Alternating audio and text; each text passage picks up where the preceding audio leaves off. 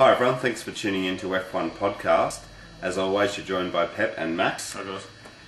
Well Max, this week, explosive news on the driver front and also on the circuit front, Max. But surprise, surprise, DC has announced his retirement coming into the Silverstone Grand Prix. Who'd have thought?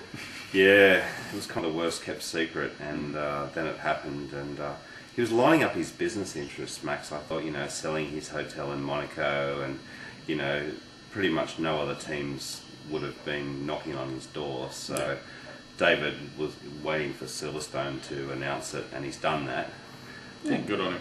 Max, looking back on DC's career, he's going to finish up at the end of this year. What do you reckon, mate? What's your thoughts on David?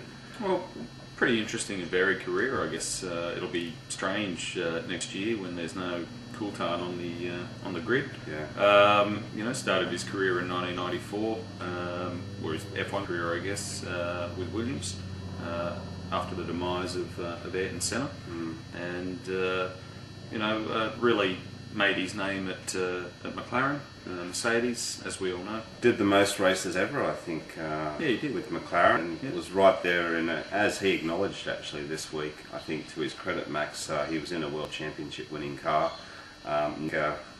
Won the championships, and he didn't. But he was certainly there in a top team. And looking back over his career, mate, he was a Grand Prix winner. 13 race wins. Yeah. And I think a really good number 2 to Mika Hakkinen. But as you said, credit to him for saying that he had a championship winning car, but he just didn't do it for whatever reason.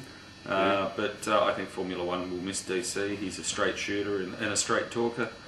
Which is what I think this sport will miss a lot. Yeah, he's one of those personalities, isn't he? Yeah, for sure. And on his day, a bloody quick driver. So sorry to see him go. Yeah, exactly. I'm the same, mate. I'm a little. I said to you earlier that it's one of those things when you see a driver go through his whole career, you see him come into F1, you see him go through. And with DC, it was always. Looking back, Max, I remember we were saying.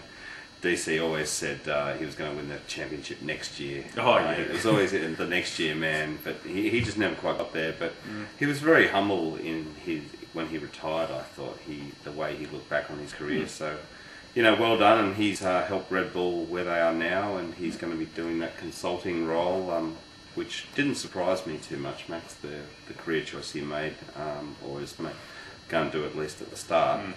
Look, he enjoys driving Formula 1 cars, and I mean, let's face it, as you mentioned earlier, his chances of someone else signing him next year were pretty slim. So the next best option is to offer yourself up for the odd testing day and keeping your hand in with the development. Team. Yeah, exactly. So I think that's great. Best of both worlds. Yeah, and also this week with DC's announcement, there was Mark Webber announcing that he's going to stick around for another year at Red Bull, and Red Bull, I tell you, Max, they've got some reliability now. Adrian Newey starting to really get some performance out of the car, and that doesn't surprise me at all that Mark extended. Some of you guys were talking about the other options, but I think we were both saying, Max, that Mark was best placed to stick with Red Bull, and I'm pleased that he has. He made no argument that he didn't want to stay there. He was always very much in the I'd love to stay with the team, likes the guys that he works with, gets on well with everyone. It's a bit more stability. He's in his third year, or it'll be his third year. Got the Renault engines again, different rule changes. So I hope next year we can really see something from Mark. But I was a little bit surprised that it's just a 1 year deal. And as you and I were talking off camera, one thing I floated was perhaps it's a 1 year deal because Flav has said to him, well, Fernando will go to Ferrari in 2010, so why don't you come over to Renault then? 1 year deal with Red Bull, and then we'll see you in a Renault in 2010. So I was the same, Max. I was a little bit surprised about the 1 year deal, and I thought, well, it does open some options for Mark then. And but Red Bull's definitely a team on the upward trajectory. So they're coming fourth in the constructors at the moment. Aren't they? So as you said, as we say that why not stick around? Yeah, for sure. Well, Max, this week as well, sad news for Silverstone, good news for Donington. There's been some circuit news. Donington's going to spend £100 million and upgrade their facilities, and they've snaffled it away from Silverstone. They've got the Grand Prix, and mate, I remember watching Grand Prix back in the early 90s, and Donington's a beautiful circuit. I love the undulations and the fact that it's in sort of a natural... in a basin. Yeah. And I love, don't get me wrong, I love Silverstone, and it's got so much history, but Donington's done it, mate. They've got the Grand Prix. It sure has, and you know, they've flashed more of what Bernie likes, and that's money. Yeah. Look, I'll be sorry to see British Grand Prix leave Silverstone, but what I am thrilled about is that there is going to be a British Grand Prix. Exactly, yeah.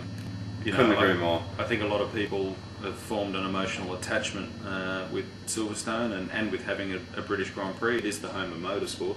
Yeah. I don't know that I could really bond with a circuit like Sepang or Abu Dhabi or something rather like that. Whereas with Silverstone and the British Grand Prix, they've got it. Yeah, they've got it. Oh, they've got and it. I'm sure Donington and all the people there will continue that tradition of great British Grand Prix. Yeah, so sad for Silverstone, but good for Donington, and I'm interested to see what they'll do with the circuit, how they can upgrade it, and what they'll do.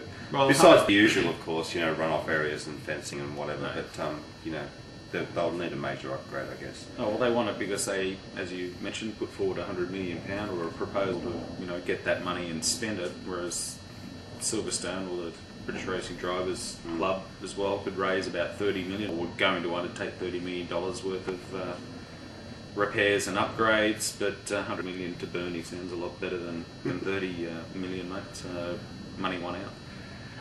Alright, Max, well, moving on to a subject very close to our heart, the extension of the race at Albert Park till 2015. Yes. Woohoo! Yeah. Little bit of concern there for a while, but the Victorian government, Max, they came through and negotiated with Bernie, and they put the race back, as you guys know, till 5 p.m. local time. Mate, 2 months ago, or a month and a half ago even, I thought we were gone. It was a done deal. Yeah. You know, forget it, Melbourne was just not prepared to budge, and it's amazing the negotiations that take place. And Ron Walker, the Australian who's a good friend of Bernie's, was in intense negotiations and never counted Melbourne out. But yeah, I thought we were dead ducks, mate. Yeah, and now we've got it for a long time, so it's good for Albert Park, and it's good for Melbourne, and the residents are going to love it because they'll have nothing but bitching about the Albert Park circuit. Yeah, bad luck. Another 7 years, guys. Yeah, sorry, bad All luck. right. Yeah, and that means that we can go to many more Grand Prix, Max, and do some filming there and you bet. enjoy it. So yeah, lots more races in Melbourne. So leading up to the race in Silverstone, there's been plenty of action on the circuit news and the driver news, and we're going to do some videos now about our tips, Max, and the all-important tips, but yeah, and also our mid-season reviews. So look forward to showing you that. Catch up and see that. All right, guys, thanks for watching, and we'll see you next time. Catch you soon. Bye. Okay, bye.